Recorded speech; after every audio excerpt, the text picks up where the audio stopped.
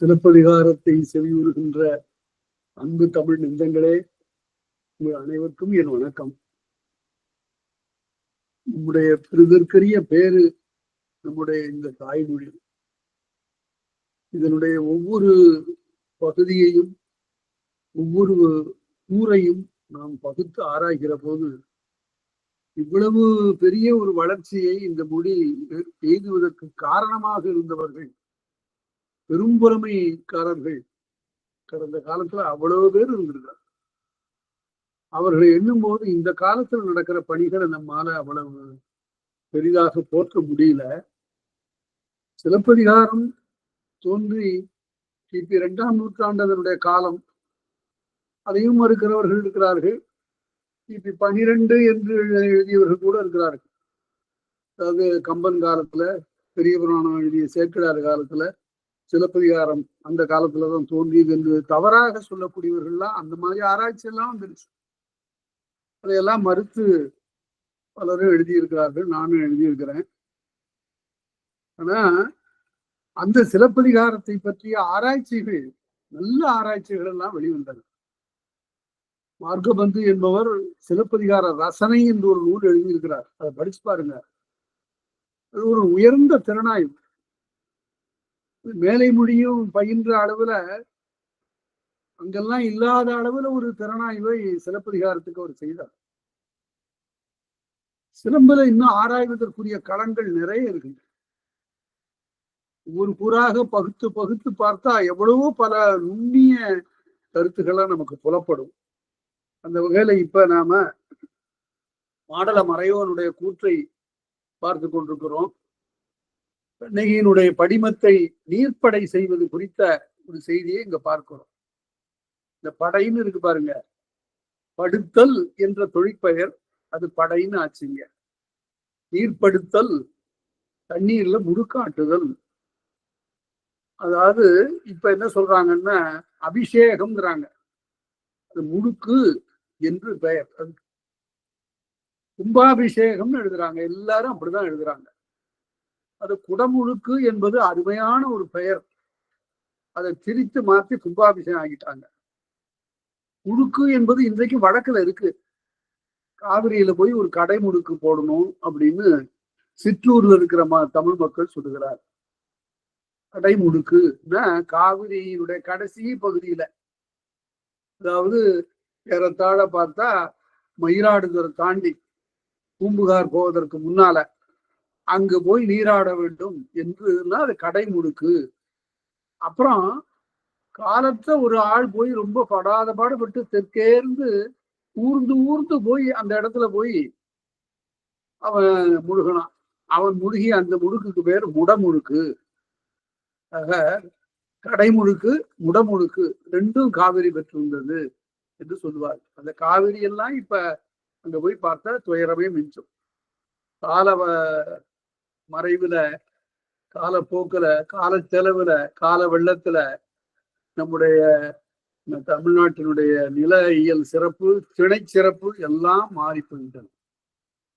அதனால தமிழக வரலாறு எழுதணும், யாருக்கும் இந்த கவலை இல்லை. முழுமையாக தமிழக வரலாற்றை எழுதியிருந்தால் பல தவறான கருத்துகள் பிறக்காமல் போயிருக்கும். பகுதி பகுதியாக கொஞ்சம் கொஞ்சமா எழுதியிருப்பாங்க. அதை எழுதவல்ல ஆற்றல் மிக்க பெரும் புலமை படைத்தவர்கள் எல்லாம் போய் சேர்ந்துட்டாங்க. மயிலை சேனி வெங்கடசாமி மாதிரி ஒரு அறிஞரை பார்க்க முடியாது. நான் இப்போ சொல்றேன், உங்களுக்கு நினைவுல வைத்துக் கொள்ளுங்கள். சங்க இலக்கிய ஆய்வுகள்னு 3 தொகுதி எழுதியிருக்காரு. அது தொகுத்து போட்டிருக்காங்க. சங்க இலக்கிய ஆய்வுகள் மயிலை சேனி வெங்கடசாமி. அவர் தான் கபில் சோழவுக்கு தமிழ் சொல்லி கொடுத்தவர். வாழ்நாள் முழுவதும் மன வாழ்க்கை இல்லாம தமிழாசிரியராக இருந்து 7ஆம் 8ஆம் வகுப்புக்கு தமிழ் பாடம் சொல்லிக் கொடுக்கக்கூடிய தமிழாசிரியராக இருந்து மாபெரும் பணிகள் செய்தவர். அவர் தான் பௌத்தமும் தமிழும் எழுதினார். அவர் தான் சமணமும் தமிழும் எழுதினாரு. அந்த அறிஞருடைய சங்க இலக்கிய ஆய்வுகள் 3 தொகுதிகள் அது இப்ப கிடைக்கின்றன. அந்த நூல்களை வாங்கி பாருங்க. ஒவ்வொரு கட்டுரையும் ஒரு புதிய செய்தியை நமக்கு சொல்லும்.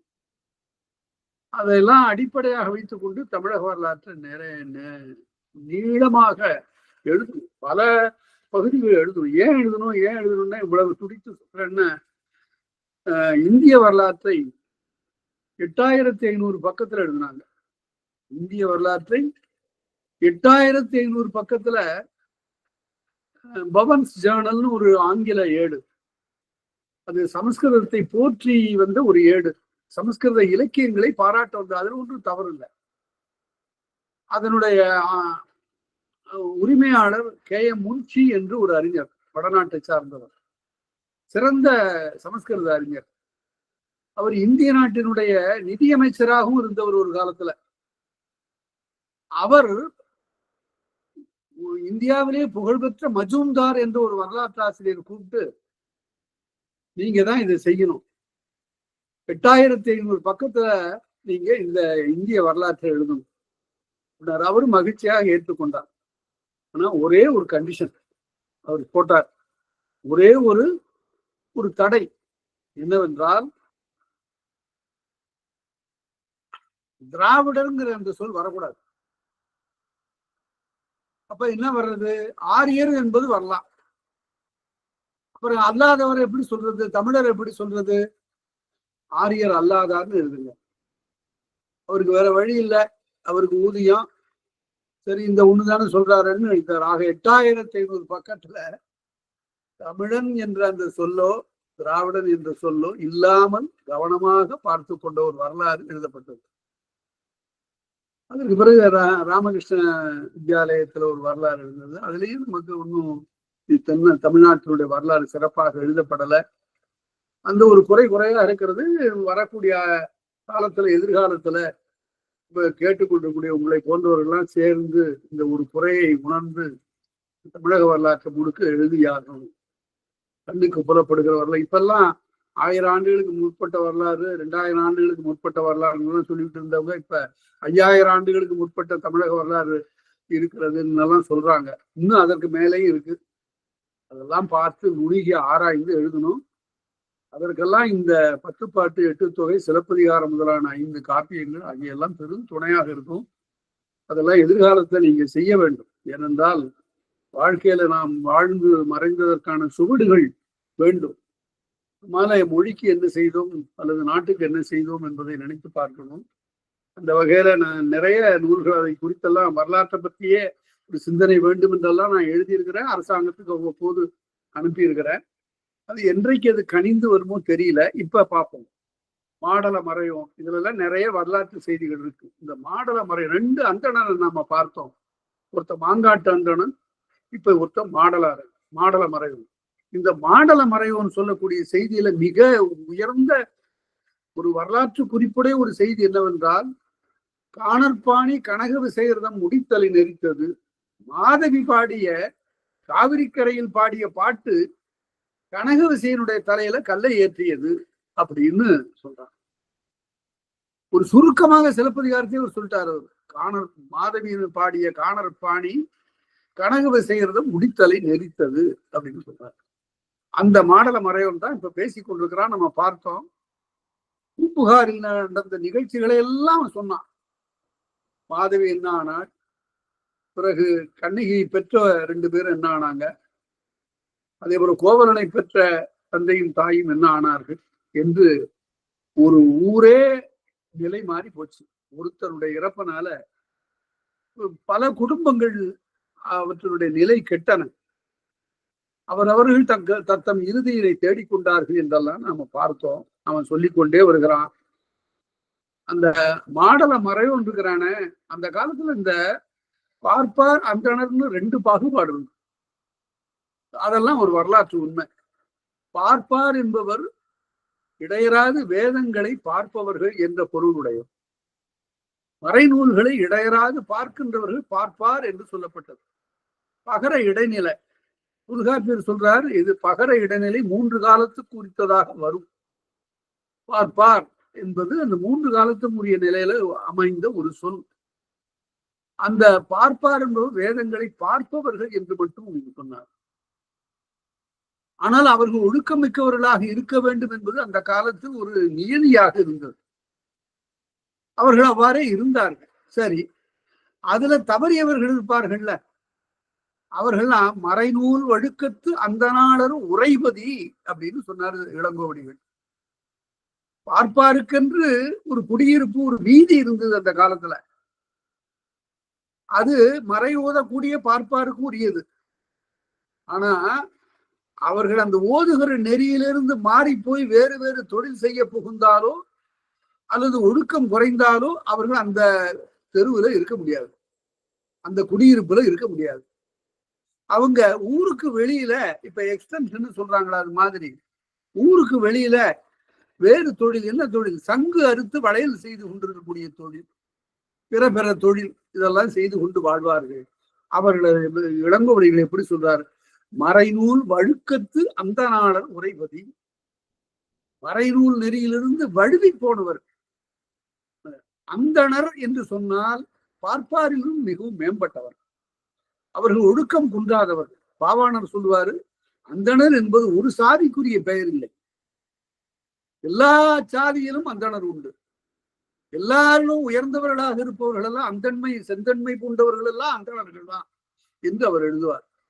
அதனால அது ஒரு உயர்ந்த ஒழுகலாறு உடைய மாந்தர்களுக்குரிய ஒரு பெயர்.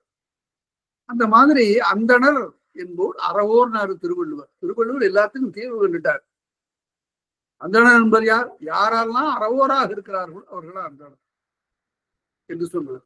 அது மாதிரி ஒவ்வொரு சொல்லையும் அவ்வாறு அந்தன்மை தன்மை இங்க அவ்வளவு குளிர்ச்சி, அவ்வளவு அடங்கிய சாயல் அப்படி உடையவர்கள். இப்ப மாடல மறையோர் என்ன செய்யறான், அவன் ஒரு உயர்ந்த பண்புடையவர். அவன் எல்லாவற்றையும் சொன்னான். அரசன் கேட்க கேட்க, செங்குட்டுவன் கேட்க கேட்க அவன் பூம்புகார் நிலைமையெல்லாம் எடுத்து சொன்னான். மதுரையில் இருந்த அரச நிலைமையெல்லாம் எடுத்து பேசினான். அவ்வாறு பேசிய பிறகு அவங்க நான் பார்த்த போய் பூம்புகார்ல பார்த்த இப்படியெல்லாம் இறந்து போயிட்டாங்க. கண்ணகியினுடைய பெற்றோர் மாதவி, இது கோவலனுடைய பெற்றோர் மாதவி ஆகியவர்கள் அடைந்த நிலையெல்லாம் பார்த்த பிறகு இதையெல்லாம் கேட்குமாறு என்னுடைய செவி ஆயிற்றே, என்னுடைய காது இதெல்லாம் கேட்கணுமா, என்ன கொடுமை. அதனால இது ஏதோ நான் தீவினை செய்திருக்கேன், அதனால்தான் இந்த செய்தியை கேட்டேன். அதனால என் வாய் கேட்டோர் இறந்தோர் உண்மையின் என்னுடைய இதெல்லாம் நான் பார்த்தேன், இதெல்லாம் நான் கேள்விப்பட்டேன். கேள்விப்பட்ட பிறகு நன்னீர் கங்கை ஆடப்போந்தேன். அதனால அந்த தீவினை கழிப்பதற்காக கங்கை ஆடுவதற்காக போறேன். நன்னீர் கங்கை ஆடப்போந்தேன் மன்னர்கோவே வாழ்க இங்க. அப்ப வழியில கண்டுதான் சேரன் செங்குட்டுவனை பார்த்து, நான் வந்தது காரணம் என்ன, கங்கையில ஆடுவதற்கு வந்ததற்கு காரணம் என்னவென்றால், நான் தீய செய்திகளை எல்லாம் கேட்டேன், உள்ளத்திற்கு வருத்தம் தரக்கூடிய செய்திகளை எல்லாம் கேட்டேன்.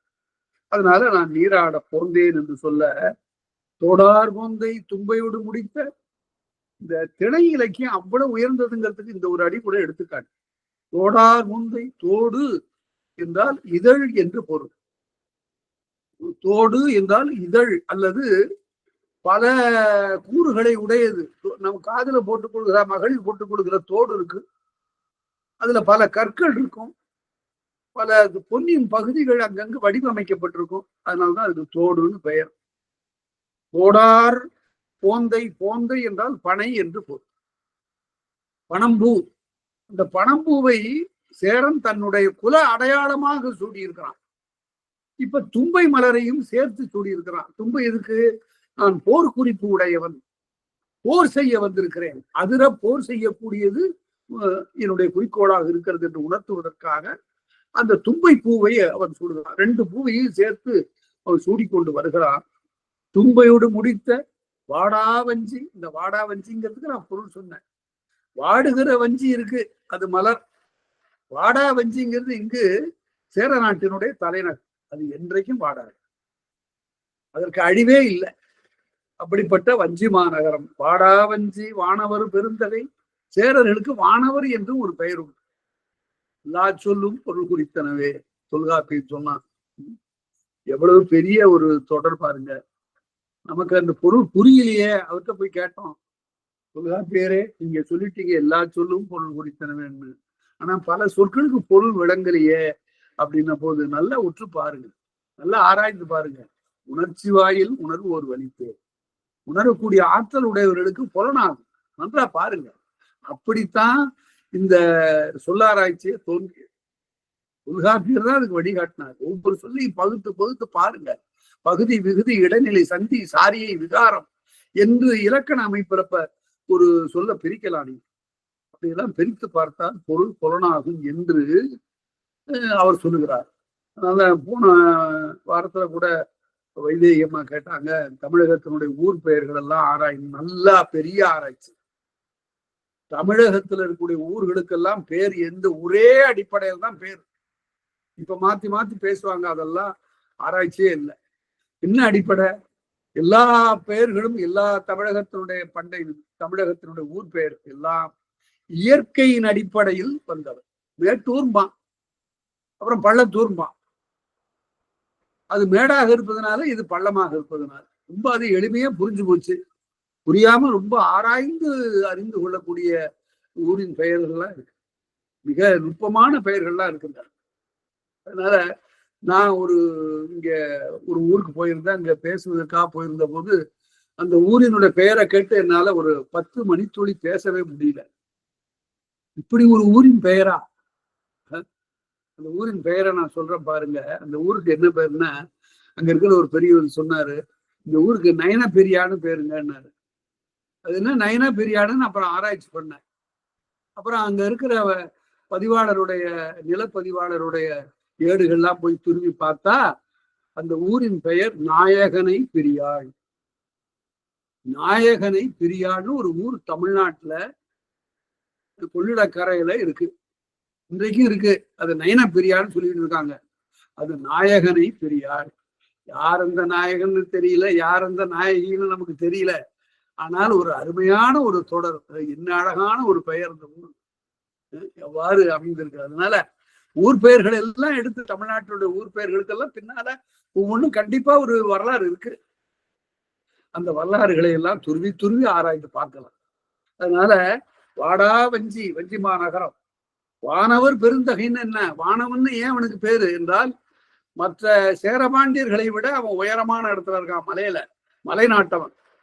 அதனால வானத்திற்கு மிக அருகாமையில் இருக்கிறான். அதனால அவனுக்கு வானவன்னு பேரு. வானவர் பெருந்தகை மன்னவன் இறந்த பின் வளங்கெடு சிறப்பின் தென்னவன் நாடு செய் தீங்குறை என. அதனால சரி, அவர் என்ன பண்ணாரு, செங்குட்டுவன் மாடல மறையவனு சொன்னதெல்லாம் கேட்ட பிறகு சரி, அந்த பாண்டி நாட்டுல அரசன் இறந்து விட்டான்ல, அவன் இறந்த பிறகு பாண்டி நாடு என்னப்பா ஆச்சு அதை சொல்லு. நான் இங்க வந்துட்டேன், அதனால நீ அங்க இருந்து பார்த்துட்டு வந்திருக்கிறீல்ல, அந்த செய்தியை கொஞ்சம் சொல்ல அப்படின்னு உடனே தென்னவன் நாடு செய்த தீங்குறை என நீடு வாடியரோ நீணில வேந்து என மாடல மறையோன் மன்னவர் குறை. உடனே எப்பொழுதுமே அரசனிடம் செய்தி சொல்ல தொடங்கும் போது அரசனை வாழ்த்தி தொடங்குதல் ஒரு மரபு. அதுபோல நீடு வாழ்க என்று வாழ்த்தி அதற்கு பிறகு நீழ்நில வேந்தன், நீநிலம்னா அதை பிரிக்கும், நீள் நிலம், மிக நீண்ட நிலத்தை உடைய அந்த வேந்தே என்று மாடல மறையோன் மன்னவர் குறைக்கும். ரொம்ப நுட்பமா ஆராய்ச்சி பண்ணணும். வேந்தன் என்றால் அவன் பெரிய நிலப்பரப்பை உடையவன். சேரனை வேந்தன் என்று சொல்லலாம், சோழனை வேந்தன் என்று சொல்லலாம், பாண்டியனை வேந்தன் என்று சொல்லலாம். ஆனால் பாரியை வேந்தன் என்று சொல்லுவதில்லை. அவன் மன்னன், குறுநிலம் மன்னன். மண்ணுதல் என்றால் அந்த நிலத்தோடு அவன் பொருந்தி வாழ்கிறவன். ரொம்ப காலமாக இந்த வேந்தர்களுக்கெல்லாம் முன்னாலிருந்து வரக்கூடிய குடிதான் மன்னர் குடி. அந்த மன்னர் குடி என்பவர்கள் மிக எளிய பெரிய அளவிற்கு அவர்களுக்கு உடைமையெல்லாம் இருக்காது. ஒரு சிறிய நிலப்பரப்பை ஆண்டு கொண்டிருப்பவர்கள் அவர்கள் மன்னர்கள். மன்னர்னு வேந்தர்னு அப்படி ஒரே பொருளுடைய சொல்லாக கருதக்கூடாது. மன்னவர் உடனே இங்க அது சங்க காலத்துக்கு பின்னால சிலப்பதிகார காலத்துல ரெண்டும் ஒரே பொருளை குறிக்க தொடங்கிவிட்டது. வேந்தன் மன்னன் எல்லாம் ஒரே பொருளாக வழங்க தொடங்கிவிட்டது. இங்கே அதற்கு எடுத்துக்காட்டதுதான் மாடல மறையோன் மன்னவர் குறைக்கும். மைத்துணவளவன் கிள்ளியோடு பொருந்தா ஒத்த பண்பினர் 9 மன்னர். அதற்கு பிறகு சோழ நாட்டினுடைய இயல்பை சொல்லுன்னா அதையும் சொல்றான். மைத்துணவளவன் கிள்ளியோடு பொருந்தா. இந்த பெருங்கிள்ளி என்பவன் தான் சோழ அரசன். அதை யாரு ஆராய்ந்து பார்த்தா அந்த காலத்துல ராசசூயம் விட்ட பெருகுனர் கிள்ளின்னு ஒருத்தன் இருந்திருக்கிறான். அவன் யாரு? ராசசூயம்னு என்ன? அரச வேள்வி. அந்த காலத்துல இந்த அரசர்கள்லாம் செய்த மாபெரும் தவறு என்னவென்றால், அங்கிருந்து மறையோர் வந்து கேட்டுக்கொண்டார்கள் என்பதற்காக நாட்டுல மழையே பெய்ய என்னையா செய்யறதுன்னு அரசன் கேட்டான். உடனே அந்தணர்கள்லாம் சொன்னாங்க, நிறைய ஒரு 1000 மறையவர்களை கூப்பிட்டு உட்கார வச்சு மந்திரம் ஓத வச்சு வேள்வி நடத்துறா, மழை பெய்யா, ராமாயணத்துல சொல்லப்பட்டிருக்கு, வால்மீகி ராமாயணத்துல அப்படின்னு சொன்னாங்க. உடனே அரசன் என்ன பண்ணான், உடனே ஏராளமா பல இடங்களில் ஒவ்வொரு ஊர்லயும் வேள்வி நடந்து மழை வேணும் நமக்கு. அப்பதான் ஒரு புலவன் போய் சொன்னா, எல்லா ஊர்லயும் வேள்விக்காக கம்பன் என்று கருத பார்த்தேன், இதாலையா மழை பெய்ய போகுது ஐயா? பாண்டி நாட்டுல மழை இல்லைன்னா அதுக்கு என்ன காரணம் நினைச்சு பாரு.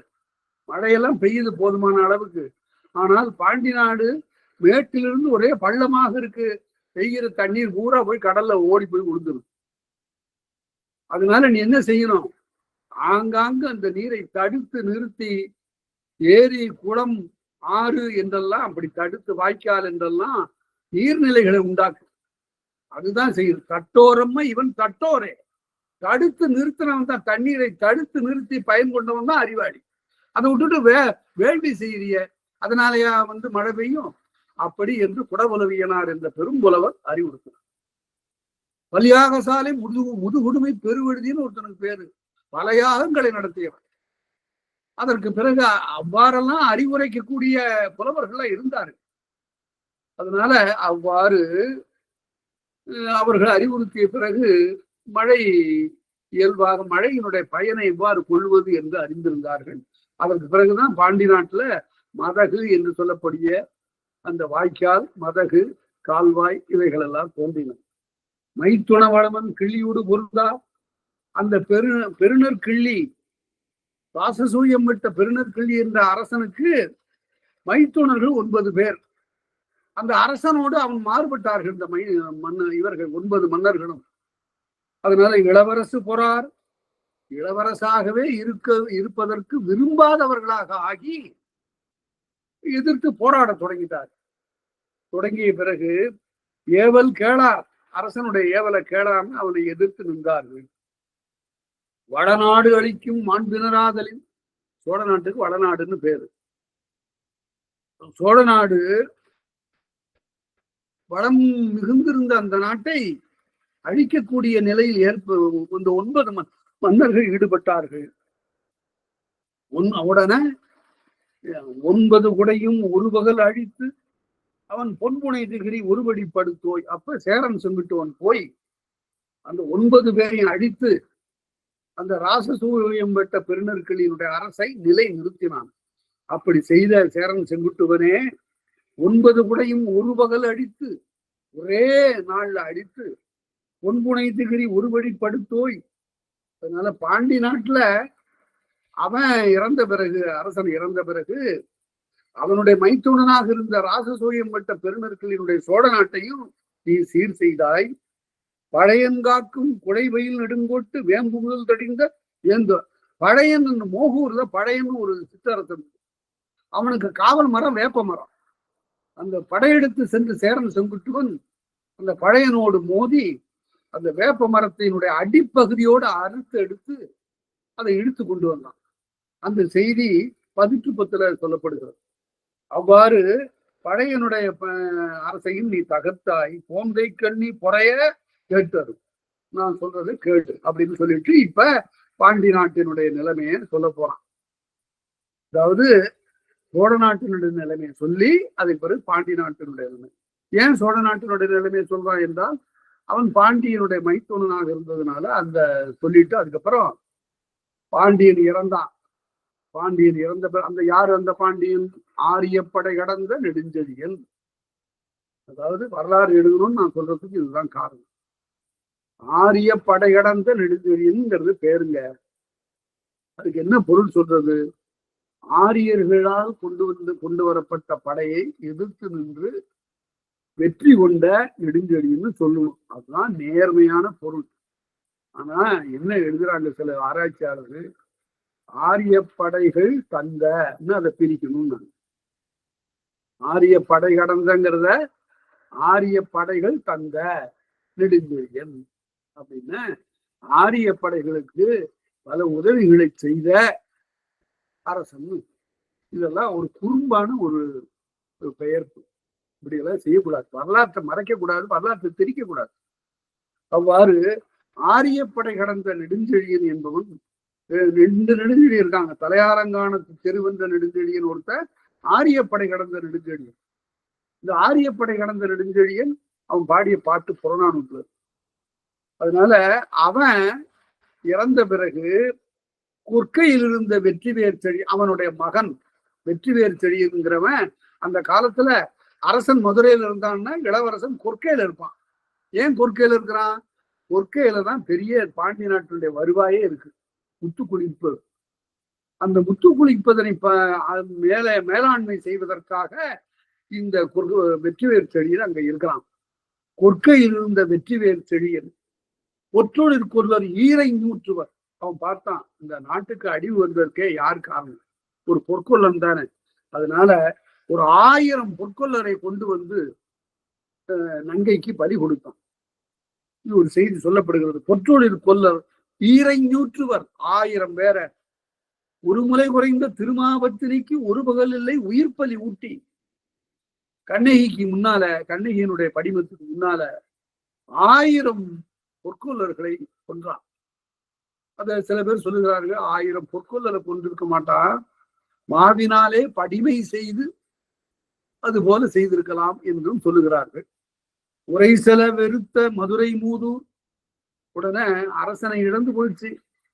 மதுரையில அரசன் இல்லை. அந்த நிலையில அரசு கெடுத்து அலம் வரும் அல்லற்காலை, அரசன் இல்லாமல் அல்லற்பட்ட பொழுதிலே தென்புலம் அறிங்கின் தீது தீர் சிறப்பின் மன்பதை காக்கும் உரை முதற்கட்டில் நிறைமணிகள் நிறைமணி புறவி ஈரேழ் பூண்ட ஒருதனி ஆடி கடவுள் தேர்மிசை காலை சென்று கடவுள் ஏறினன் என மாலை திங்கள் வழியோன் ஏறு. அப்ப நாட்டுக்கு அரசன் இல்லை, நாடு மிகவும் தவிக்கிறது. அந்த நிலையில தென்புலமருங்கின் தீது தீர் சிறப்பின் அந்த தென்னாட்டினுடைய அந்த பகுதிய மன்பதை காக்கும், மன்பதைங்கிறது அழகான சொல். மன்பதைன்னா உயிர் தொகுதின்னு பொருள். மக்கள் தொகுதி மன்பதை, உயிர் தொகுதி மன்பதை, வாழுகின்ற உயிர்கள் என்று பொருள். மன்பதை காக்கும் முறைமுதிர் கட்டில், அரசு கட்டில் உட்கார்ந்து இந்த மக்களை எல்லாம் பாதுகாக்கக்கூடிய அந்த கடமையை நினைத்து இந்த வெற்றிவேறு செழியன், அதாவது ஆரியப்படை கடந்த நெடுஞ்செழியனுடைய மகன், நிறைமணி புறவி ஈரேழ் கொண்ட, அப்படி சூரியன் மாதிரி வந்தான். 14 குதிரைகளை பூட்டி வானத்திலே வலம் பெறக்கூடியவன்னு புராணம் சொல்லுது. சூரியன் எப்படி வர்றான்னா ஒரு தேர்ல வர்றான். அந்த தேருக்கு 14 குதிரைகளை பூட்டி வர்றான் அவன். அப்படி ஒரு புராணங்கள் அதை சொல்றாரு இங்க. 14 புறவிகளை பூட்டி வரக்கூடிய அந்த தேர்ல வரக்கூடிய சூரியன் போல இந்த வெற்றிவேறு செழியன் காலை சென்று கடவுள் ஏறினன் என வானத்துல ஏறி வந்தது போல மாலை திங்கள் வடியோன் ஏறினன் என்று சொல்லி வெற்றிவேறு செழியன் அரசு கட்டில வந்து சேர்ந்தான். முடிதோறு மொழி உலகம் காத்து வாழ்க எங்கோ வாழிய பெற்றது. இதுதான் பாண்டி நாட்டினுடைய நிலைமை என்று அவன் சொல்லி, மறையோன் கூறிய மாற்றமெல்லாம் இறையோன் கேட்டு அங்கிருந்த எல்லையுள் எல்லாத்தையும் கேட்டு அங்கு இருந்த போது அகல்வாய்நாளம் ஆறிருள் விடுங்க. இந்த இயற்கையை பற்றி பாட வேண்டிய இடங்கள்லாம் கிடைத்து போச்சுன்னா அதை விட்டு அகல மாட்டார் இளங்கோடிகள். மாலை வருவது, காலை புலர்வது, இதெல்லாம் ரொம்ப அழகழகா சொல்லுவார். இதை பார்த்துட்டு தான் பின்னால வந்த நம்முடைய பெருங்கவிஞர்கள்லாம் இளங்கோவடிகள் போலெல்லாம் எழுதி பார்த்திருக்கிறார். குடும்ப விளக்குன்னு ஒரு நூல் நீங்க படிச்சு பாருங்க. பிற்காலத்துல வந்த குறுங்காவியங்கள்ல நிகரற்ற ஒரு காவியம் புரட்சி கவிஞர் எழுதிய குடும்ப விளக்கு. அது எப்போ எழுதினாருன்னா, அவர் செட்டிநாட்டுக்கு போயிருந்த போது அங்க இருக்கக்கூடியவங்க எல்லாம் வந்து, கவிஞரே நாங்கள்லாம் வந்து ஒரு குடும்பம் நடத்துறதுக்கு என்னென்னலாம் நாங்க செய்யணும், கடமைகளா செய்யணுங்கிறத ஒரு சிறு காப்பியமாக பாடி தந்தா நலமா இருக்கணும். அவ்வளவுதானே, பாடினா போச்சு. அங்கேயே உட்கார்ந்து சில நாள்ல குடும்ப விளக்குன்னு 5 பகுதி கொண்ட ஒரு அருமையான குறுங்காப்பியத்தை எழுதினார். அது எப்படி தொடங்குதுன்னு பாருங்க. காலையில இளங்கதிர் கிழக்கில் இன்னும் எழவில். இந்த தமிழ் எல்லாருக்கும் புரிந்த தமிழ். இதுக்கு பொருள் வேண்டியதில்லை, அகராதி பார்க்க வேண்டியதில்லை. இளங்கதிர் கிழக்கில் இன்னும் எழவில்லை, இரவு போர்த்த இருள் இன்னும் நீங்கவில்லை, ஆயினும் கேள்வியால் அகரும் மடமை போல நள்ளிரவு மெதுவாய் நடந்து கொண்டிருந்தது. அறிவை கேட்டு கேட்டு அறியாமை மெல்ல போவது போல இருள் போய்கொண்டிருந்தோம். நள்ளிரவு மெதுவாய் நடந்து கொண்டிருந்தது. கட்டிலில் இருந்த மங்கையின் விழிகள் மலர்ந்தன. அவளோட விழிச்சு பாக்குறான். பக்கத்துல ஒரு சிறு விளக்கு வச்சிருக்கா. அந்த அடக்கி வச்சிருக்கா இரவு விளக்கு. அந்த விடி விளக்குன்னு பேர் அதுக்கு. அந்த விளக்குல ஒரு சிறு ஒளி மட்டும் தெரியுது. அது எப்படி இருக்கு? பொன்னார் செய்த பொடி புத்தை போல் மூக்குல போட்டுக்கிற மூக்குத்தினுடைய அந்த வைரம் மாதிரி இருக்குறாங்க. அத அவ்வாறு எழுந்தான்னு தொடங்கி அதற்கு பிறகு அந்த ஒரு நாள் நிகழ்ச்சிகள் எல்லாம் அருமையான சொல்லுவார். அது மாதிரி ஒரு ஒரு குறுங்காப்பி எழுதினது. அதுலதான் இந்த இயற்கை வர்ணனையெல்லாம் சிலப்பதிகாரத்தை நோக்கியதே எழுதப்பட்டது. அவ்வாறு அகழ்வாய் ஞானம் ஆறிருள் விடுங்க. இருள் மெல்ல மெல்ல உலகத்தை தழுவ, பகல் சில முதிர்ந்த படர்கூர் மாலை. படர்னு வருத்தம். பகல் போய்விட்டது, இரவு நெருங்கி விட்டது, இருள் மலிந்தது. அந்த நிலையில் சிந்தி பறந்த திசைமுகம் விளங்க, அந்தி சக்கர் வெண்பிறை தோன்ற, திசைகளுடைய முகமெல்லாம் விளங்குமாறு வானத்துல வெண்பிறை தோன்றியது. பிறையேர் வண்ணம் பெருந்தகை நோக்க, அந்த நிலாவை பார்க்கிறார் செங்குட்டுவன். ஒரு குறிப்பு பாருங்க. இப்ப நிலாவை அப்படி பார்த்த உடனே பக்கத்துல இருக்கிற கனியன் சொல்லுகிறான், இறையோன் செவ்வியர் கனியிழுந்து உரைப்போன். இறையோனுடைய அரசனுடைய குறிப்பறிந்து அவர் சொன்னானா, 4 மதியம் வஞ்சி நீங்கியது. 32 மாதம் ஆச்சு நாம வஞ்ச நகரத்தை விட்டு வந்து.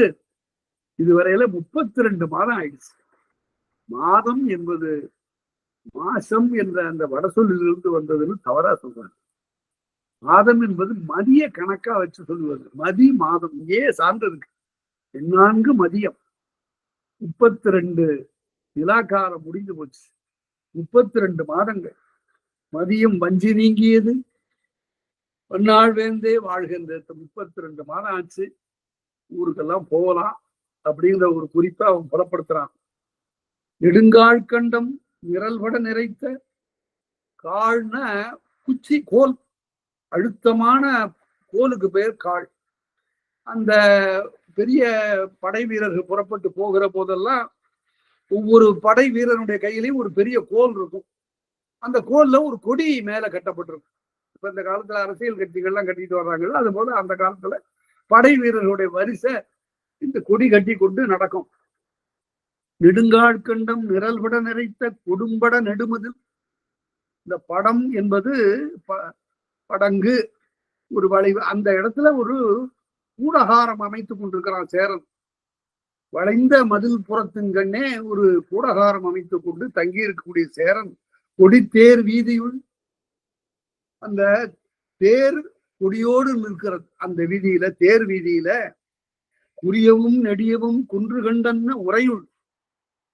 சிறியதாக பெரியதாக சிறு சிறு மலைகளை பார்ப்பது போல, குன்றுகளை பார்ப்பது போல வீடுகள்லாம் இருக்கு. நான் கணக்கு போட்டு பார்த்தேன், அந்த காலத்துல எவ்வளவு மக்கள் தொகை இருந்திருக்கு. இவ்வளவு பெருமையாலாம் பேசுறாங்களே, தமிழ்நாட்டினுடைய மக்கள் தொகை அந்த காலத்துல எவ்வளவு இருந்திருக்கும்? 2000 ஆண்டுகளுக்கு முன்பு. நம்ம இன்னும் 5000 ஆண்டுகளுக்கு முன்னாடி கூட பார்க்கலாம். 2000 ஆண்டுகளுக்கு முன்பு கணக்கு போட்டு பார்ப்பது அப்படின்னா, பாரதியார் எழுதுறாரு, நாங்கள் 30 கோடி சனங்களும் நாய்களும் அன்றி பன்றி சேய்களும். வெள்ளக்காரர்களை பார்த்து சொல்லுகிற போது, நாங்க இந்த இந்தியாவில் இருக்கிற 30 கோடி மக்களும் நாய்களா அல்லது பன்றி சேய்களா, என்னன்னு நினைச்சரி அப்படின்னு கேட்கிறாரு. அப்ப பாரதியார் காலத்துல 30 கோடி, அவருடைய கடைசி காலத்துல நாங்கள் 35 கோடினார். 5 கோடி அதுக்குள்ளாரையே பெருகிடுச்சு. இப்ப இன்றைக்கு பாத்தீங்கன்னா 150 கோடி நெருங்கி இருக்கு. இந்த கணக்கு பார்த்தா அன்றைய தமிழகத்துல 1 கோடிக்கு மேல இல்ல மக்கள்.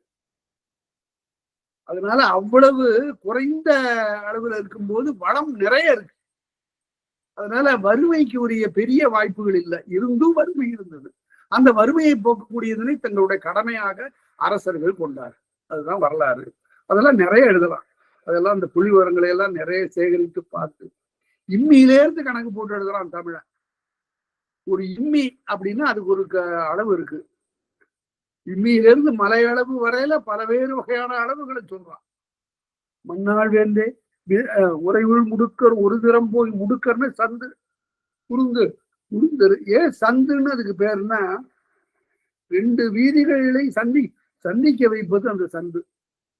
அதனால அதுக்கு சந்துன்னு பேரு.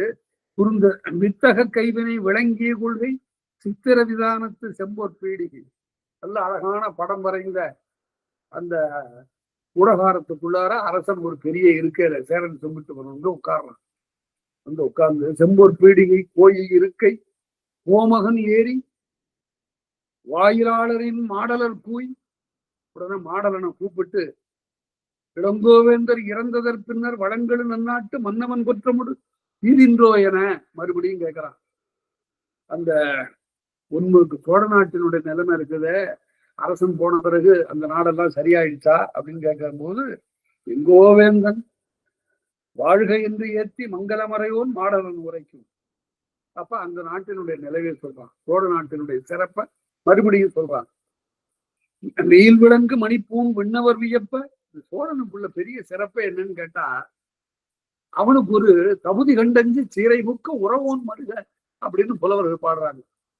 அது ஒரு புராண செய்தி. சிபிச்சோழன் என்பவன் ஒரு சோழ அரசர்கள்ல மூத்தவனா இருந்தானா. இது வரலாறு இல்லை, அது கற்பனை தான். அது எங்கேயோ பல இடங்கள்ல சொல்லப்படுகிற ஒரு செய்தி. சிபி என்ற ஒரு சோழன் இருந்தான். அவன் எல்லாருக்கும் வாரி வாரி வழங்கி கொண்டிருந்தான். அப்போது அவனுடைய கொடைத்தன்மையை சோதிக்க வேண்டும் என்று நினைத்த இந்திரன் என்ன செய்தான், ஒரு புறா வடிவத்துல வந்தான். ஒரு கழுகு அவனை துரத்துவதாக அப்படி காட்டிக்கொண்டு அங்கிருந்து வந்தான். அடைக்கலம் என்று சிபியை அடைந்தான். உடனே அந்த கழுகை பார்த்து உனக்கு என்ன வேண்டும் என்று சிபி கேட்டான். எனக்கு இந்த புறாவினுடைய எடைக்கு எனக்கு அந்த தசை வேண்டும் என்ற உடனே துளைத்தட்டுல புறாவை வைத்து, அது இந்திரனாக இருக்கிறதுனால அதுக்கு பெரிய ஆற்றல், எவ்வளவு எடை வேண்டுமானாலும் காட்டலாம். உடனே என்ன செய்தான், தன்னுடைய உடம்புல ஒரு பகுதியை அறிந்து அதுல வச்சான். எல்லாம் எவ்வளவு சதையை அறிஞ்சு வச்சும் போகல, புறாவினுடைய எடைக்கு சமமா வரல. தானே தொலைத்தட்டுல ஏறி என்னையும் எடுத்துக்கணும்னா. அப்பதான் அவனுடைய கொடை பெருமை விலகிட்டு என்று புராணம் வரலாறு உண்டு. இது வரலாறு இல்லை, ஆனால் இதை ஒரு பெருமையாக சோழர்குடிக்கு உரியதாக சொல்லுவது வழக்கம். தகுதி கண்டஞ்சு சீரை புக்க, சீரைன்னு துலாக்கூர் தராசு. தகுதி கண்டஞ்சு சீரை புக்க, தராசுன்னு அது வட சொல்லுது. துளை என்பது தமிழ் சொல்லுது. துலாக்கோல் துளை என்பது தமிழ் சொல். அது துளை புக்க பெரியோன் போற்றினார். அந்த துளையில ஏறி இருந்த அந்த பெரியோனை போற்றினார். திருவள்ளுவர் எல்லாத்தையும் ரொம்ப தெளிவா சொல்லுவார். தராசுன்னு சொல்லல, துளைன்னு சொல்லல, சமன் செய்து சீர்தூக்கும் போல். அதுக்கு உரை எழுத வந்த பரிமேலழகர் எழுதினாரு, முதலில் தான் சமனாக நின்று எடை போடுறதுக்கு முன்னாடி, கல்ல போடுறதுக்கு முன்னாடி 2 தட்டு சமமா நிக்கணும். பல கடைகள் அப்படி இருக்காது. அதனால 2 தட்டு சமமா நிக்கணும். தான் சமனாக நின்று, எடையிடுவதற்கு முன்னால தான் சமனாக நின்று சமன் செய்து சீர்தூக்கும் போல் போல. அப்புறம் மேல முள்ளு எங்க இருக்குன்னு பார்க்கணும். அது அவ்வளவு நுட்பமாக சொல்லப்பட்டது. அது மாதிரி அவர் சொல்றாரு, மாடல மறையோன் வெயில் விளங்கு மணிப்பூன் விண்ணவர் வியப்ப, மாணவர்களே வியக்குமாறு குறுநடை புறவின் நெடுந்துயர் தீர. இந்த புறாவினுடைய துயரம் தீருமாறு எரிதரு பருந்தின் இடும்பை நீங்க, இந்த பருந்தினுடைய துன்பமும் நீங்குமாறு 2க்கும் அறம் செய்தான் அந்த சோழன். அறிந்து உடம்பு இட்டோம், உடம்ப அறிந்து போட்டான். அறந்தரு போலும் திரிந்து வேறாகும் காலமும் உண்டோ. அதனால அப்பேற்பட்ட சோழன் ஆண்ட நாடு கெட்டு போயிடுமா? அதெல்லாம் நல்லாதான் இருக்கு. மீதோ இல்லை செல்லற்காலையும், செல்லல்னு துன்பம்னு போடும். செல்லல் அப்படின்னா செல்லுகின்ற நெறிக்கு அல்லாதது அது செல்லல். அல்ல என்பது எதிர்மறை.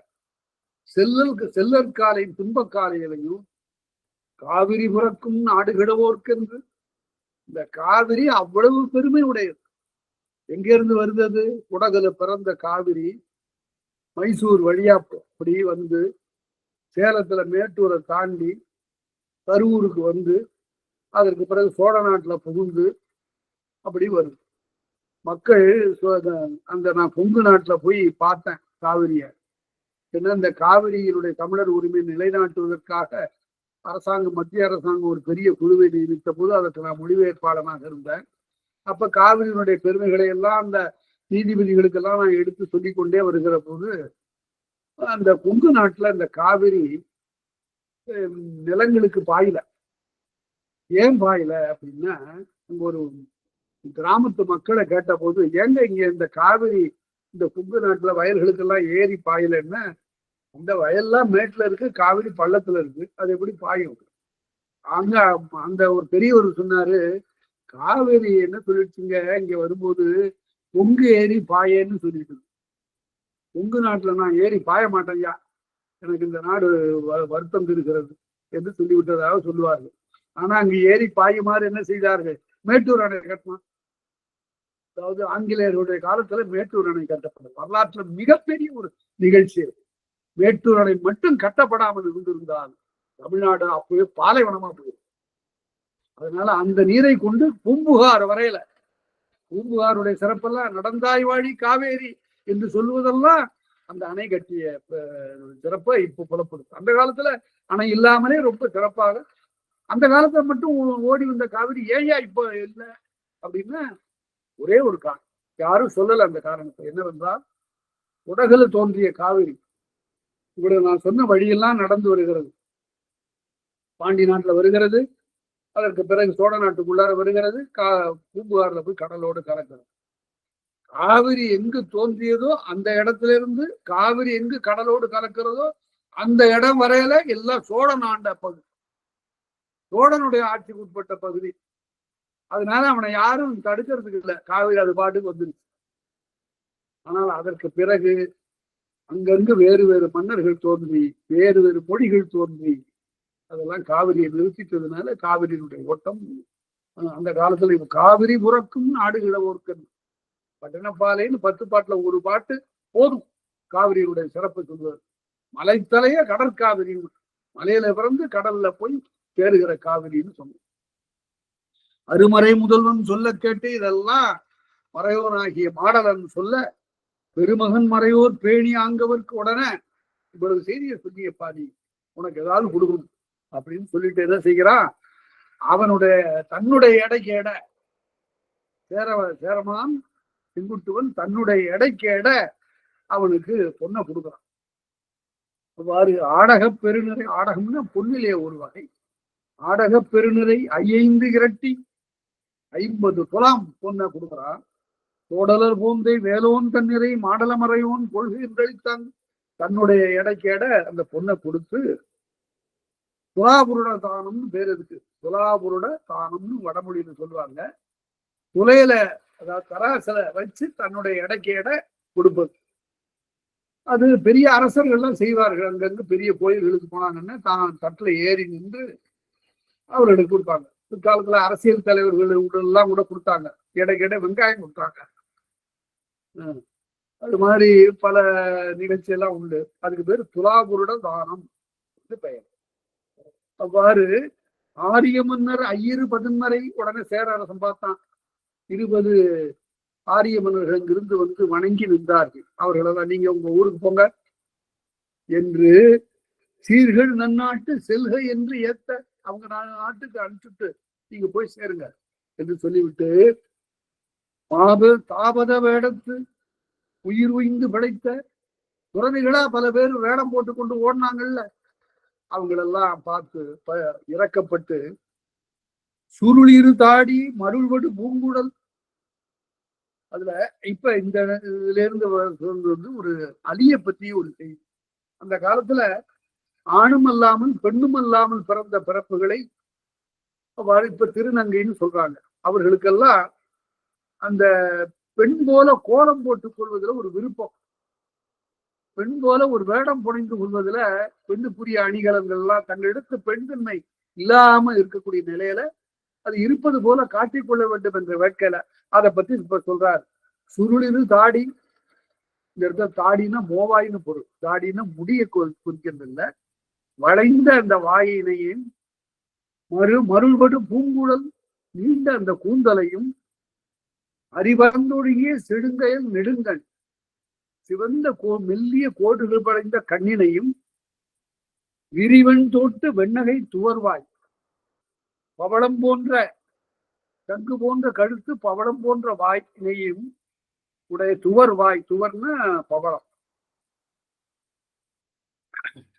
வெண் தோட்டு வெண்ணகை கையில வளையல் பூண்டுக்கிறாங்க. சூடக வரிவளை கையில வளையல் பூண்டு ஆடமை பனைத்தோள் மூங்கில் போன்ற அந்த தோளையும் உடையவர்களாக வளரில வனமுலை தளரியல் மின்னிடை தளர்ந்த போக்குடையவர்களாக மின்னல் போன்ற இடை உடையவர்களாக பலர்ந்த மார்புடையவர்களாக பாடக சீரடி கிளம்பு மூண்ட அடிகளை உடையவர்களாக ஆணியல் பேடியோடு ஆரிய பேடியோடு ஆரிய பேடி இவர்கள்லாம் ஆரிய பேடி இவர்களது பேடி என்று சொல்லுவது வழக்கு. தொல்காப்பியர் அதற்கு இலக்கணம் சொல்றார். அந்த பேடியோடு மேலே வேடம் போட்டுக்கொண்டு ஓடிய மன்னர்களும் இந்த பேடியோடு சேர்ந்து எஞ்சா மன்னர் இறைமொழி மறுக்கும் கஞ்சக முதல்வர் ஈரை ஊற்றுவர். அரசனுடைய ஏவல் கேட்கக்கூடிய 1000 பேர் கஞ்சுக முதல்வர். கஞ்சுக முதல்வர்னா அவர்கள் சட்டையிட்டவர், தலைப்பாகை கொண்டவர்கள். அந்த காலத்துல அரசர் மரியாதை செய்யணும்னா இவர்களுக்கெல்லாம் தலையில பாகை கட்டி விடுவான். அந்த தலைப்பாகை கொண்ட கஞ்சுக வீரர்கள் 1000 பேரு இந்த அலிப்பெண்டில் திருநங்கையர். அதற்கு பிறகு இவர்களோடு சேர்ந்து எல்லாருமாக இவங்களெல்லாம் அழைச்சிட்டு போறான் செங்குட்டுவன். எதுக்காக அழைச்சிட்டு போறான்? காரணம் இருக்கணும்ல. 1000 பேரை தலப்பா கட்டி அழைச்சிக்கிட்டு இந்த அதனை வேடிக்கையாக ஆடி நடனம் ஆடி காட்டக்கூடிய ஒரு அடியையும் அழைத்து கொண்டு அங்கிருந்து செல்லுகிறார். எதற்காக? அரியில் போந்தை, அரியில்னா அடிவில்லாத அந்த பழம்பூ மாலையினை சூடிய அருந்தமிழ் ஆற்றல். என்னுடைய தமிழரசனா என்னுடைய ஆற்றலை பார் என்று யாருக்கு காட்டணும்?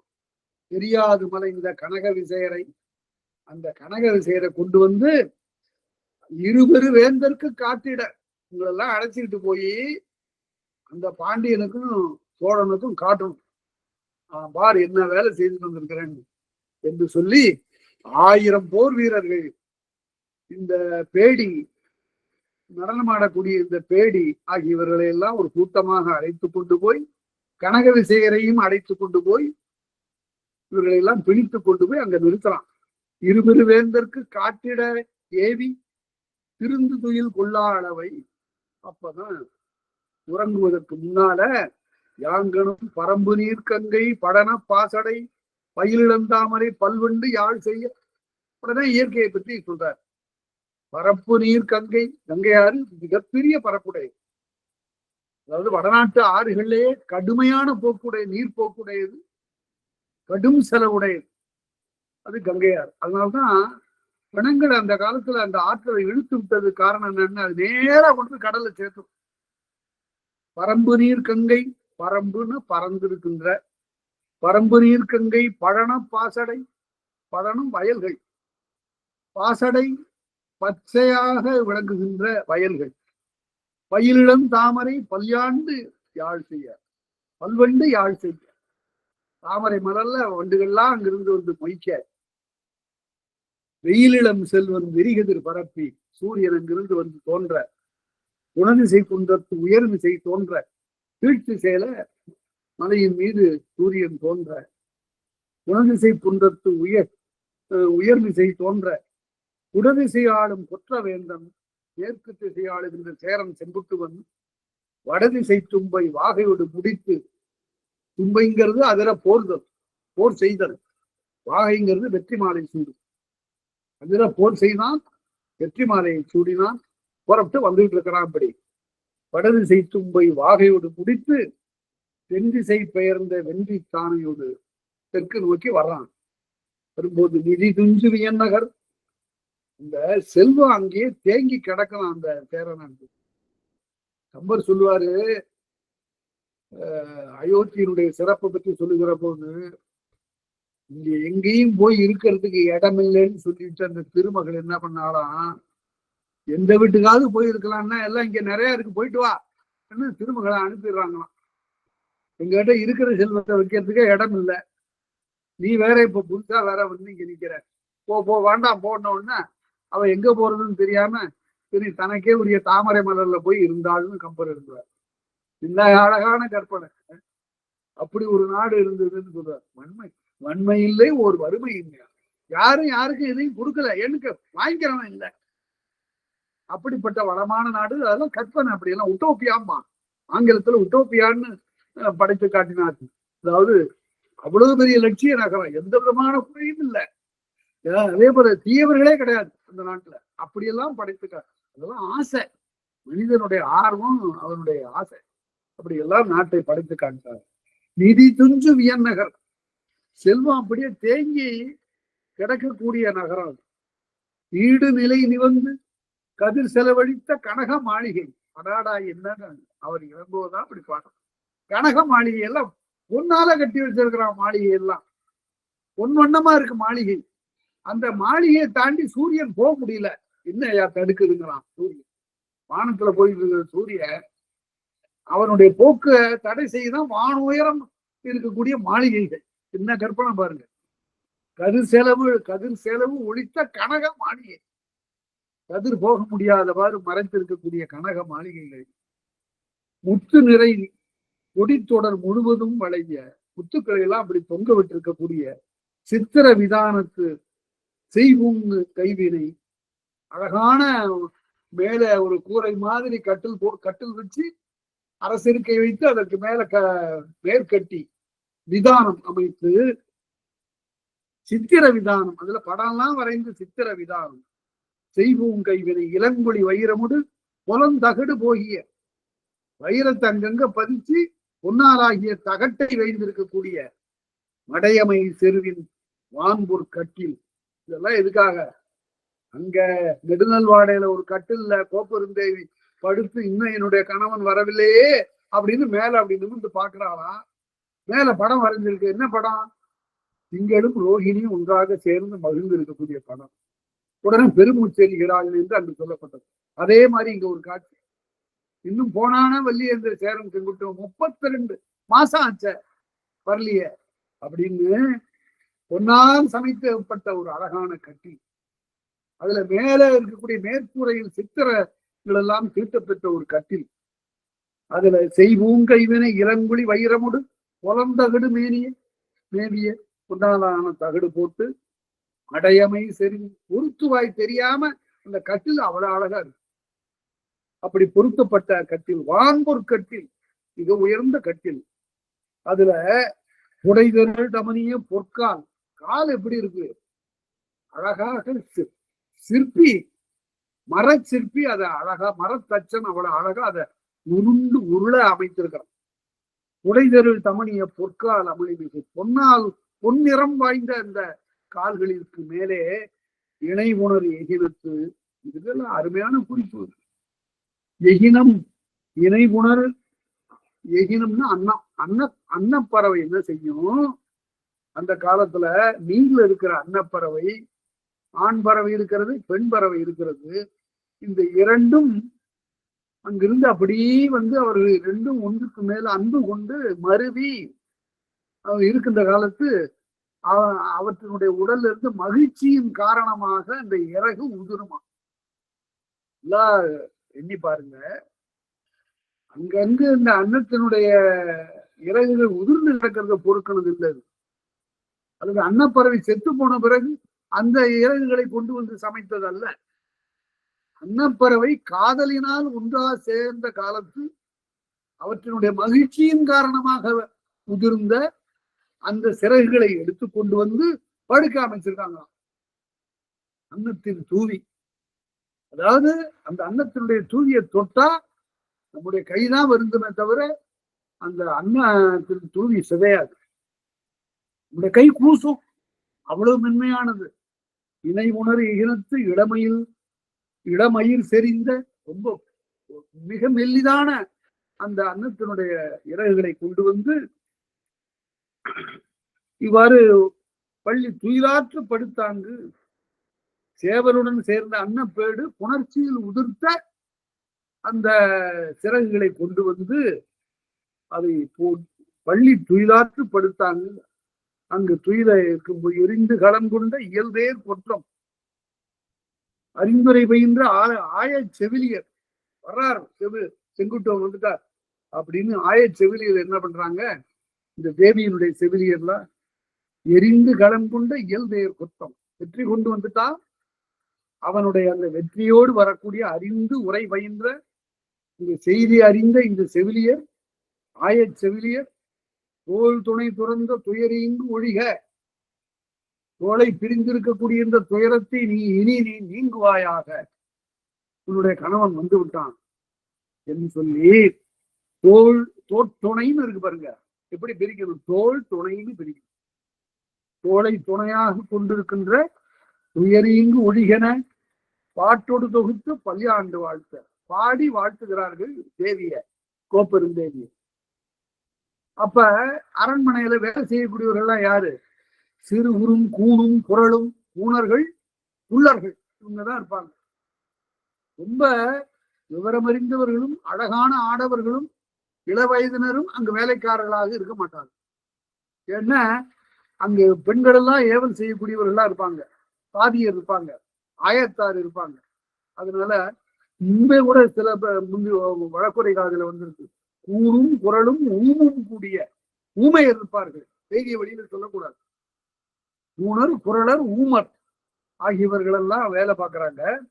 சிறு குறும் கூணும் குரலும் சென்று பெருகனின் செவ்வி பெருமகன் வந்தான், உன்னுடைய அழகை நீ மீண்டும் புதுப்பித்துக் கொள், வந்து விட்டான், பெருமகன் வந்தான், நறுமலர் கூந்தல் நாளணி பெருகன், ஒவ்வொரு நாளும் நீ செய்து கொள்ளக்கூடிய ஒப்படையை இன்றைக்கு நீ செய்து கொள்வாயாக என்று அமைவிளை தேரல். அப்ப அந்த சமயத்துல அமைவிளை தேரல் மாந்திய காணவன், அங்க ஒரு திணைப்புணம் இருக்கு, அரண்மனைக்கு அப்பால ஒரு பெரிய திணைப்புணம் இருக்கு. அதாவது ஊர் மக்கள் மற்ற தொழிலாளர்கள் செங்குட்டுவனை எப்படி வரவேற்கிறார்கள்ங்கிறதுக்காக சொல்றாரு. அந்த திணைப்புணத்துல காவல் காக்கிறான், நல்ல திணை கதிர் முற்றி இருக்கு. இந்த யானைகள் என்ன செய்யும், நடு இரவில் அங்கிருந்து வந்து அந்த காவல்காரன் மேல பரன்ல படுத்து தூங்கிட்டு இருப்பது தெரிந்து இந்த திணைகளை எல்லாம் ஒடித்து உண்ணும். அதனுடைய யானையினுடைய கால்களால திணை பயிர் அழியும். அவன் என்ன செய்வான், உடனே சேனோங்கு இதனத்தான் நல்ல உயர்ந்த பரன்ல இருக்கிற வேடன் என்ன செய்வான், அந்த திணைப்புண காவல்காரன் கையில இருக்கிற அந்த நீண்ட வாரிலே கட்டிய கல்லை சுழற்றி அந்த யானையை நோக்கி வீசும்.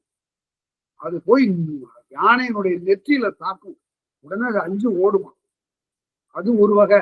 தலித்தொகையில சொன்னா இந்த கல்லால் அடிச்சு எல்லாம உடனே மனைவி சொன்னாலும் அங்கேயே படுத்திருக்கிறவ, ஐயா நீங்க போய் கல்லால் இங்க இருந்து வேற அது போகுமா, அது போறது மாதிரி போக்கு காட்டிட்டு திரும்ப வந்து மறுபடியும் வரும், அதனால நான் விரட்டுறேன் பாரு அப்படின்னு சொல்லிட்டு என்ன பண்ணாலும் தன்னுடைய குரல் எடுத்து பாடினான். குறிஞ்சிப்பெண் பாடினாலாம். குறிஞ்சிப்பெண் பாடின உடனே அது தாளாட்டுறது மாதிரி இருக்கு அந்த குறிஞ்சிப்பெண். இந்த யானைகள்லாம் என்ன செய்து உடனே தும்பிக்கை அப்படியே அசைச்சுக்கிட்டே இசையை கேட்டு கேட்டு படுத்து அங்கேயே தூங்கிட்டான். திணைப்புணம் காவல் காக்கப்பட்டதுங்கிறது கலித்தொகையில சொல்லப்பட்டிருக்கு. அது மாதிரி இங்க என்னாச்சு, அமைவிடை தேரல் மாந்திய காணவன். அமைன்னு மூங்கில் அந்த காலத்துல என்ன செய்வார்கள், மதுவை பிழிந்து மூங்கிலுக்குள்ளார அடைச்சு மெழுகு வச்சு அடைச்சு கொண்டு போய் அருவிகள் ஊற்றுகின்ற அந்த மலை அடியில ஆழமா புதைச்சிருவாங்க. பல ஆண்டுகள் அதுக்கு கீழே இருக்கணும். அருவியினுடைய ஓட்டத்துக்கு கீழே மணலுக்குள்ளார மூங்கில் குழாய்களில் அடைக்கப்பட்ட மது அங்க கொண்டு போய் புதைக்கப்பட்டு புளிப்பு ஏறி சில ஆண்டுகள் கழிச்சு எடுத்துட்டு வந்தா அது எப்படி இருக்குமா, ஔவையார் சொல்றாங்க, தேட்கடுப்பன்ன நாட்படு சேருது, தேள் கொட்டினது மாதிரி சுறுசுறுன்னு இருக்கும். அந்த மாதிரி அமைவிடை தேரல், தேரல்னா மது, மூங்கில் குழாய்க்குள் புதைக்கப்பட்ட இந்த மதுவை மாந்திய காணவன், மாந்துதல்னு அளவா குடிக்காதுன்னு பொருள். ரேடியா மாந்திராம் பாருன்னா நிறைய பிடிக்கிறான். மாந்திய காணவன் கவன் விடு புடையூ காவல் கொண்ட, அவன் கல்லால அடிக்கக்கூடிய அந்த தொழில் வேலையை மறந்துட்டு காவல் கைவிட வீங்கு குணம் உணிய வேண்டிய வந்த, இந்த பணத்தை உண்பதற்காக, திரையை உண்பதற்காக வந்த ஓங்குயர் யானை தூங்கு துயில் எய்த, அது கொடிச்சியினுடைய பாடலை கேட்டு அந்த இசைக்கு மயங்கி அங்கேயே தூங்க, வாகை தும்பை வடதிசை சூடிய வேக யானையின் வடியோடு, இது தூங்குது. இந்த யானை எங்க படுத்து தூங்குது? நல்ல வழியில படுத்து தூங்குது, சாலையில படுத்து தூங்குது. அவன் வெற்றி யானையின் மீது ஏறி வருகிறான், சேரன் செங்குட்டுவன் வடநாட்டுல இருந்து. அப்ப வீரர்கள் என்ன சொல்றாங்க? ஏ தூங்குற யானை, நீ சோம்பேறி யானை, போ அப்பால, வேக யானை வருது, வெற்றி யானை வருகிறது. எவ்வளவு எப்படி அழகா சொல்றாங்க. நீ ஒரு சோம்பேறி யானை, நீ தூங்கு, அப்பால போ, வழியை விடு, அந்த வேக யானை வெற்றி யானை வருகிறது என்று சொல்லி, ஓங்குயர் யானை தூங்கு துயில் எய்த வாகை தும்பை வடதிசை சூடிய வேக யானையின் வழியோ நீங்கு என திறத்திறம் பகர்ந்து சேனோங்கு இதனுக்கு உயர்ந்த பரணியில் இருக்கிற புறத்தியர் பாடிய குறிஞ்சிப்பாடி. ஆக அரண்மனையில மட்டும் இல்ல, வெளியிலேயும் அங்கங்கு அவருடைய வரவை மிக அவரோடு எதிர்பார்த்திருக்கிறார்கள். வடதிசை மன்னர் மண்ணையில் முழுக்கி, வடதிசையில் ஏற்பக்கூடிய மன்னர்களுடைய கோட்டைகளை எல்லாம் மதில்களை எல்லாம் வென்று கபடி வித்திய கழுதையருடன், அந்த நாட்டினுடைய நிலத்துல எல்லாம் என்ன செய்கிறான்னு கேட்டா, வெள்ளருக்கு விதைகளை போட்டு வர்றாங்க இந்த படை வீரர்கள். ஏன்னா அதுக்கப்புறம் எதுவும் முளைக்க கூடாது. ஒரு நிலத்துல கொண்டு போய் எருக்க விதைய போட்டுட்டா அப்புறம் 15 ஆண்டுகளுக்கு எதுவும் விளையாது. நீங்க என்ன பயிர் செய்தாலும் என்ன உரம் போட்டாலும் சரி, எருக்கு முளைச்சிட்டதுன்னா அது இங்க எதுவும் தோணும். எருக்கு எங்க இருக்கும்? சுடுகாட்டுலதான் இருக்கு. அதனால சிவபெருமான் எருக்க மாலை அணிந்திருக்கான், அவன் சுடுகாட்டுல இருக்கிறவன். அதனால அதே போல என்ன செய்யணும்? நிலம் விளையக்கூடாதுங்கிற கருத்துல பகைவனுடைய நிலம் விளையக்கூடாது. அதுக்காக படையெடுத்து செல்லக்கூடிய வேந்தர்கள் என்ன செய்வார்கள் என்றால், அதை விட்டு திரும்பி வருகிற போது கழுதையை பூட்டி உழுவாங்க. மாட்டை பூட்டி உழுவதில்லை. மாட்டை பூட்டி உழுதா அது சிறுநீர் கடிக்கும், அது நல்ல உரமா இருக்கும், விளையும். ஆனா கழுதையை பூட்டி உழுதா கழுதை சிறுநீர் படுகிற இடத்துல களர் பறந்து 10 ஆண்டுகளுக்கு எந்த பயிரும் விளையாது. அதனால கபடி வித்தி இவ்வாறு வெள்வரகை விதைத்து கழுதையேர் உழவன், கழுதையை பூட்டி உழவனாக இருந்து உடுத்து தள்ளி உடவர் ஹோமான் பகை நிலத்தெல்லாம் பாழக்கிட்டு வருகிறான் சேரன். உடவர் ஹோமான் வந்தான் நாளை படுமுகம் பூனாய் பகடே. அதனால அங்கங்கு உழவருடைய மாடுகள்ல பார்த்து உங்களுக்கு எல்லாம் ஒரு நாள் விடுதலை, சேரனுடைய பிறந்த நாள், வெற்றி நாள். ஆகவே நீங்கள் எல்லாம் நுகம் பூண வேண்டாம், நாளைக்கு உழவு தொழிலுக்கு போக வேண்டாம் என்று விடுதலை செய்து தொடுப்போர் உழவர் ஓதை பாணியும் குறிஞ்சி பாடினால் அந்த புறத்தை இங்க திணைப்புறம் காவல் செய்யக்கூடியவர். இங்க உழவர்கள் எல்லாம் மருத நில பண் பாடினார். பாடிவிட்டு அதற்கு பிறகு தன்னான்புருணை ஆடு நிறுட்ட, இந்த ஆண்புருணை நதியில வண்ணம் சுண்ணம் ஆகியவற்றெல்லாம் மலரெல்லாம் இட்டு நீராடுகிறார்கள். விண்ணுரை விற்போல் விளங்கிய பெருந்துரை, அப்படியே வானவில் பறந்தது போல பல வகையான மலர்கள் இந்த ஆண்புருணை நதியில் அப்படியே பறந்து மிதக்கின்றது. வண்டுணம் மலர்ந்த மணித்தோட்டு குவளை, குவளை பூவில வண்டு வந்து படுகிறது. முண்டக கோதை, முண்டகம் தாழை மலர், அதனால் கட்டப்பட்ட மாலைகள், முடித்த குஞ்சியில் ஆடவர்களுடைய தலையில அதெல்லாம் அணிந்திருக்கிறார்கள். முருகுவெறி தாமரை, அழகாக மலர்ந்த தாமரை, முழுமலர் தோய, முழு மலராக அப்படி எடுத்து சூடிக்கொண்டிருக்கிறார். குறுகலர் தாழை கோட்டு மிசை, உருகு போல கொக்கு மாதிரி மலர்ந்திருக்கூடிய தாழை மலர், அதனுடைய தண்டுல மிசை இருந்து அந்த தாழை கடற்கரையில இருக்கிற, இது இப்ப நெய்தல் நிலம், நெய்தல் நிலத்துல தாழை மலர்ந்து இருக்கிறது. அதற்கு மேல அது கொக்கு மாதிரி இருக்கு. அந்த அதுக்கு மேல இருந்து குயில்கள் எல்லாம் தோ வந்தான் சேரன் என்று கூவுகின்றன. இல்லவன் வந்தான் இயன்பேருமையத்து பல்லான் நிறையோடு படர்குவீர் நிறையன. அதனால வாங்க எல்லாரும் வாங்க என்று சொல்லி கோவலர்கள் எல்லாம் குழல் ஊதுகிறார். கோவலர் ஊதும் குழலின் பாணியும் வெண்டிரை பொருத வேலைவாருகத்து, திரைகளெல்லாம் வந்து மோதுகின்ற வேலைன்னு கடல், வாருகம்னா வெண்மணல், கடற்கரையில பரப்புல குண்டு நீரடைகரை குவையிரும் புன்னை, நல்ல பறந்திருக்கக்கூடிய புன்னை மரம், குண்டு நீர் அடைகரை, கடலிலே இருக்கக்கூடிய அடைகரை குவையிரும் புன்னை, வலம்புரிகின்ற நலம்புரி முத்தம், வலம்புரி தங்கு தந்திருக்கூடிய முத்துக்கள், அந்த முத்துக்களை கொண்டு களங்காடு மகளிர் அவர்களை நெய்தர் கரையில உட்கார்ந்து கொண்டு முத்துக்களை வைத்துக் கொண்டு களங்காடுகிறார். ஆக என்னாச்சு, குறிஞ்சி நிலமாச்சு, மருத நிலமாச்சு, நெய்தல் நிலமாச்சு, எல்லா நிலங்களிலும் செங்குட்டுவனுக்கு ஒரு பெரிய வரவேற்பு சொல்லக்கூடிய வகையில வெற்றியை கொண்டாடுகிறார். வழங்கு தொடி முன்கை மலர ஏந்தி வானவன் வந்தான், பேரரசன் வந்தான், வளரிள வனமுலை தோல்நல முனிய தும்பை போந்தையோடு, ஆக தும்பை போந்தை ஆகியவற்றை எல்லாம் அணிந்து வஞ்சி பாடுதும் மடவீர், வஞ்சி மாநகரத்தினுடைய வளத்தை பாடுவோம் வாருங்கள், அஞ்சொர் கிழவியர் அந்தியும் பாணியும் என்று சொல்லக்கூடிய அழகான இசைப்பாட்டை பாடுகின்ற ஓர்ந்துடன் இருந்த கோப்பெருந்தேவி, இதெல்லாம் அப்படியே கேட்டுக்கொண்டு படுத்திருக்கிறார் கோப்பெருந்தேவி. அப்ப வால்வளை செறிய வலம்புரி